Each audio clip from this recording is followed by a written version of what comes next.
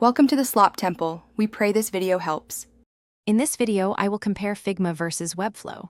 We'll explore their core functionalities, highlighting what each tool does best.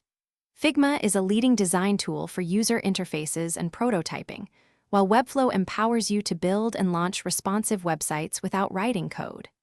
By the end, you'll have a clear understanding of which platform aligns with your project's specific requirements, whether you're designing or developing. Figma shines as a collaborative design powerhouse. Multiple team members can work together in real time on the same file, making design iterations incredibly efficient.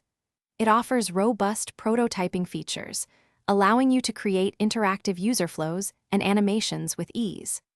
While exceptional for UI and UX design, remember that Figma is primarily a design tool, not for direct website development or hosting. Webflow, on the other hand, is a comprehensive platform for building and launching professional websites.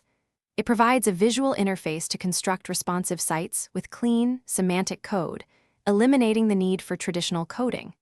With integrated content management and e-commerce capabilities, you can manage dynamic content and sell products directly. Webflow also handles hosting, offering an all-in-one solution for web development. So, which one is better? It truly depends on your objective. If your focus is on initial design, collaborative prototyping, and user experience, Figma is your go-to. However, if you're ready to build and deploy a live, responsive website with a content management system, Webflow is the superior choice.